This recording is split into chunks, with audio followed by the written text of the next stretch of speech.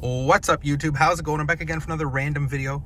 So there was a really famous, well, now a lot more famous case in my old hometown of North Bay, Ontario, where a guy went missing back in 2011. We were around the same age, so the good old party days. And yeah, we're just gonna give a quick bio. I'm gonna drive to the locations, and then after we read out what the term of events are, I'm going to give my version of events of what I think happened. I have no involvement in this whatsoever. I don't know anybody about this stuff. I've just been interested in it.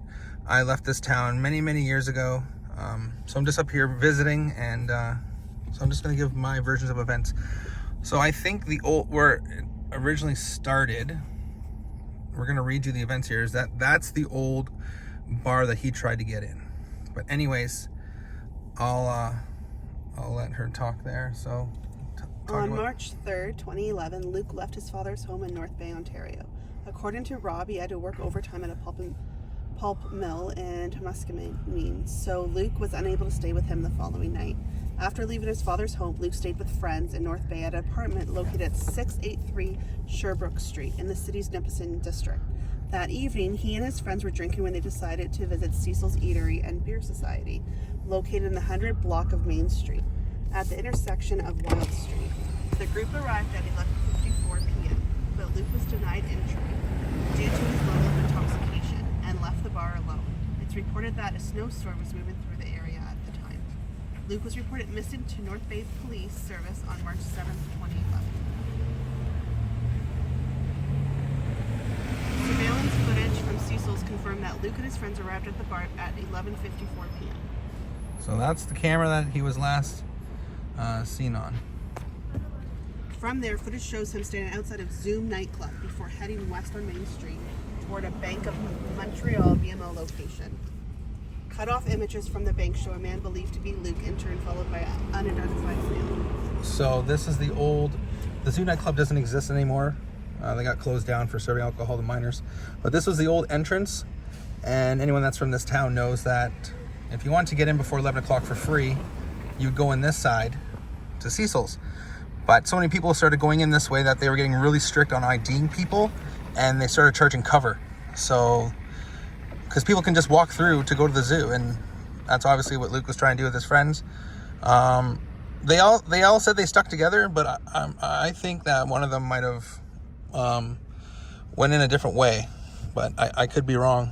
But you know, they say like you're supposed to stay together in groups, but it's a little sketchy of all the events. So that's just what I think.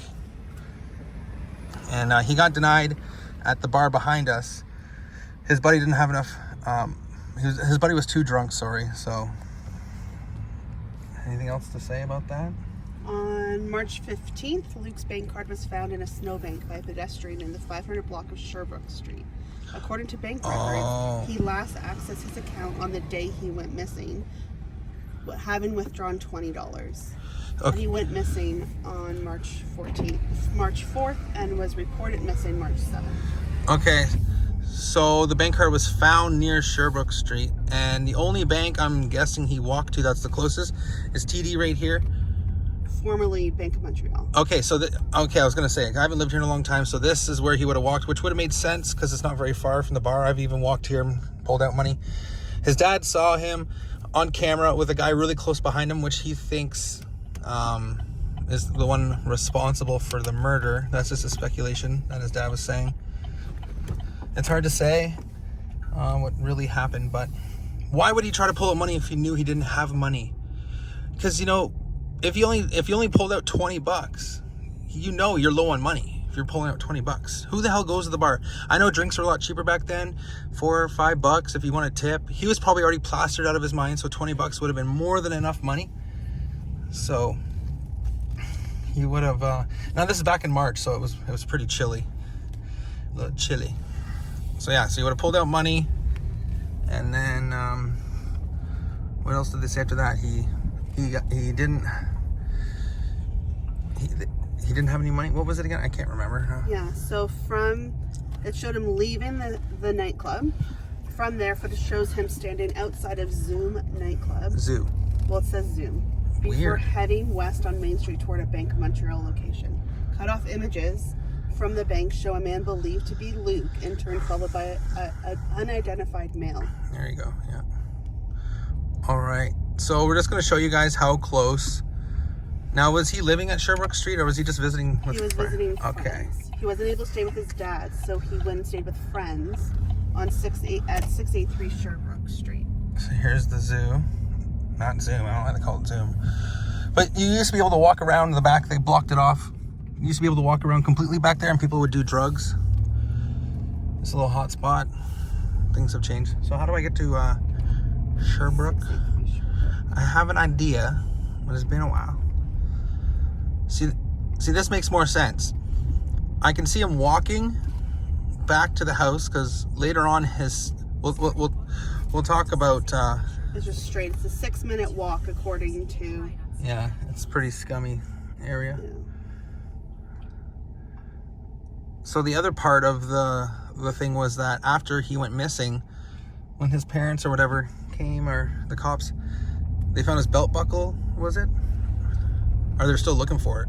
But they found his wallet and his phone. I should have reread this because I don't want the haters. Get your story straight. I'm sure most people watching this video already know what happened. So where am I going? Keep going straight. Okay.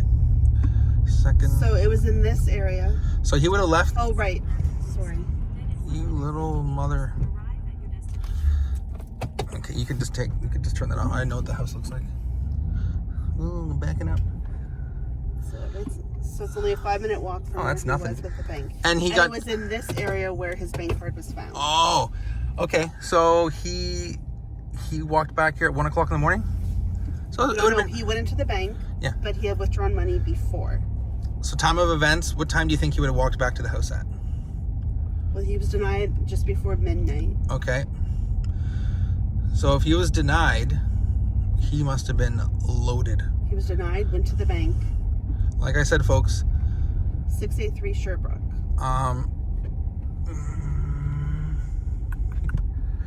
Is this the house right here on the corner? I think this is it.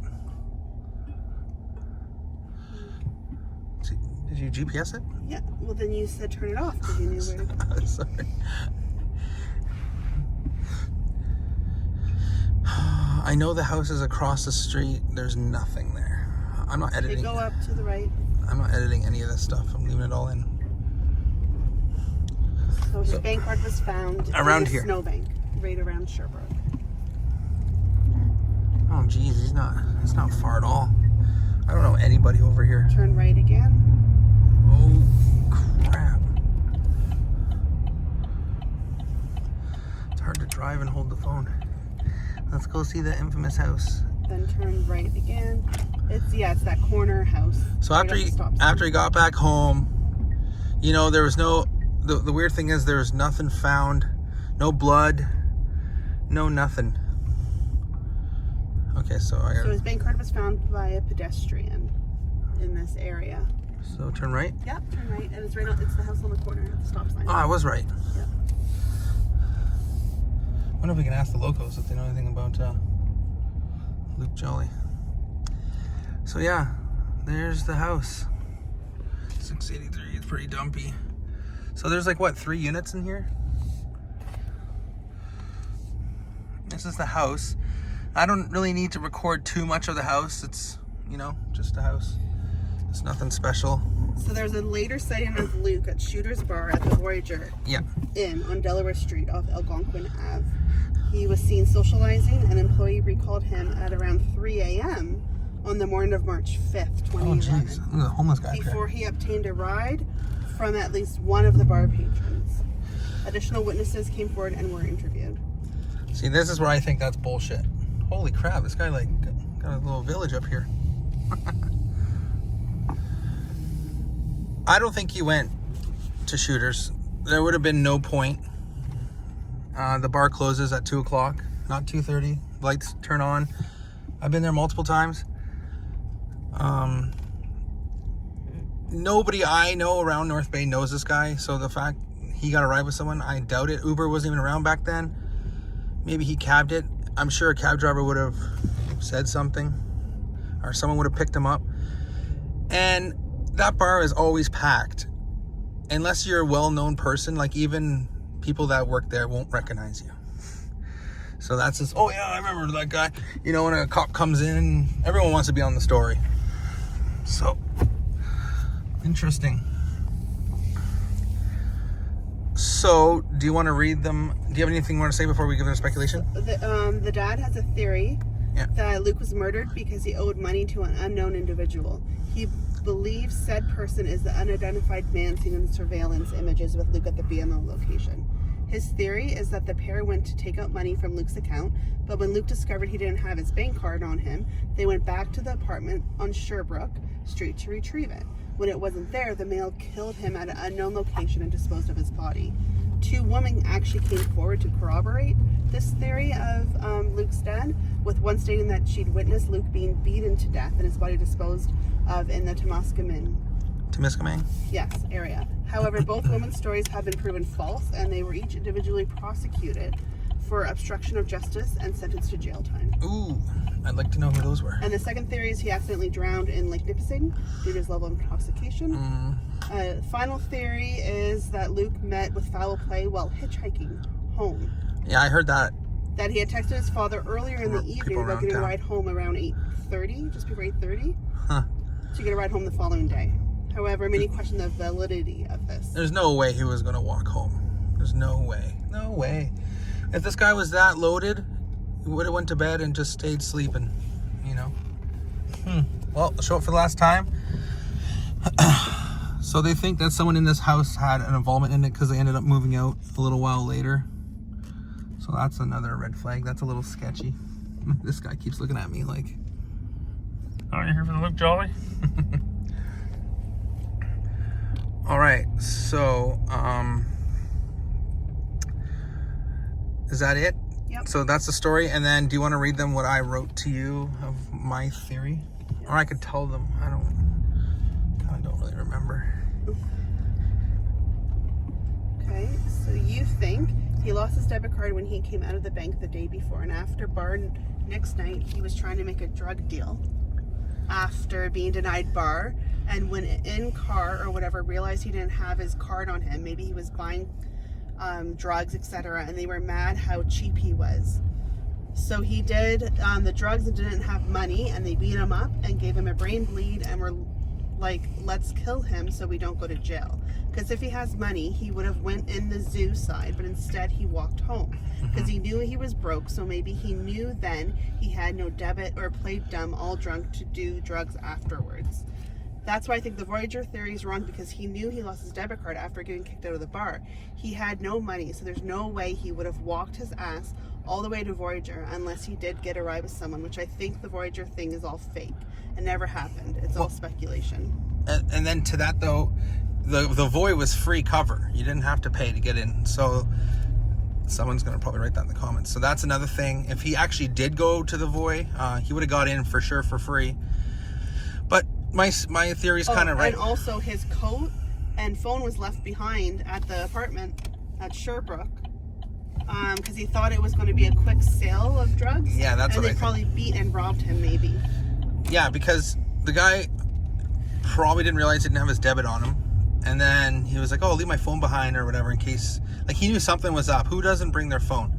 You know, like, if you think you're going to get robbed, it's just best to leave all your stuff. But then again, who thinks they're going to get robbed, right? It's all speculation, really. I don't know. It's just, the story just is so weird. And the fact that whoever did it might be a no-name guy. He's got to be a no-namer, because for him to get away. And me, I lived here for another 2 years after this happened, and nobody talked about it. I didn't hear shit about it. I heard stories about it at a party once when with people out of town. But it's all said and done. I don't know, man. It's just weird. It had to have been like a no-name person that did it or something. Like, could have multiple people in a gang? Like, people talk. How can it be just one person? It's weird, but it's good. They got Facebook groups. I've been watching all this stuff, and they've been trying. They have like their faces all blurred out and shit. So they think they can. They probably know who it is, but they just need enough evidence to bust his ass. And then a lot of people, I was watching videos, a lot of people from Temiskaming say it's someone from Temiskaming that came to North Bay and mucked him up. Because who else would have gotten a ride with? Who else would have gotten a car with that he would have known or felt safe with? It had to have been someone from his town, because he didn't know anybody here, not that I know of. Or maybe he did, I don't know. The kid was around my age, and you know, it's not like I ran into him or anything, so it's weird. Would have been different if you know the person. If he was more well known in the town, I think it would have definitely been solved a long time ago. But a lot of people are saying the cops didn't want to do anything, they were being lazy about it, but who knows? That's just my theory, my speculation. I don't want to ramble on too much here because everything's on YouTube. But I'd like to know what you guys think. Leave your comments down below. What you guys think, you know. Wow, I'm just lost for words. What do you think happened? Do you want to say anything or no? All right, YouTube. Thanks so much for watching. Please like and subscribe. More random videos. Yeah, this town's known for other things, but right now that Luke Joly thing, like, it disappeared for a while. It was up on billboards, and then all of a sudden, They actually didn't put it up on billboards. They did. I thought they did. The reward was originally $5,000, and then it went up to 50, right? Like, nobody was coming forward. They got hundreds of leads that led to nowhere. Because there's so many shady drug people in this town. During the same press conference, it was announced that billboards featuring Luke's image and the number those with information could call had been installed along, it was installed along highways 11, 17, and 63. Yep. So all the exits to town. And over the past 10 years at the time of this, yeah, it's been this post, it's been 12 years. Over, I know, but at the time of wow. this, investigators have conducted hundreds of interviews and followed up on numerous leads. They admit that the beginning of the investigation was fraught with misinformation and rumors, and they continue to have the assistance of the OPP. There's been an identification of a number of persons of interest, and many have been cleared of suspicion. It is believed Luke met with foul play and is now deceased. His DNA and dentals are available for comparison should his remains be located.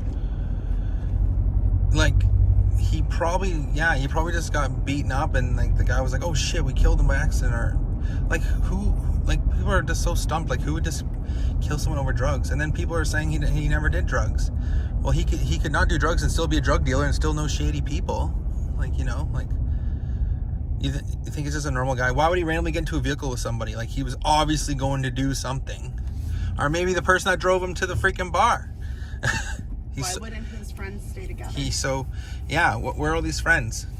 And who the hell leaves their cell phone behind? Like, it just doesn't make sense. Was it a setup? And his coat. And his coat. And his belt. So he left behind his coat. It's pretty chilly. You know, global warming was not as rampant as it is now, but that would have been pretty cold back in March.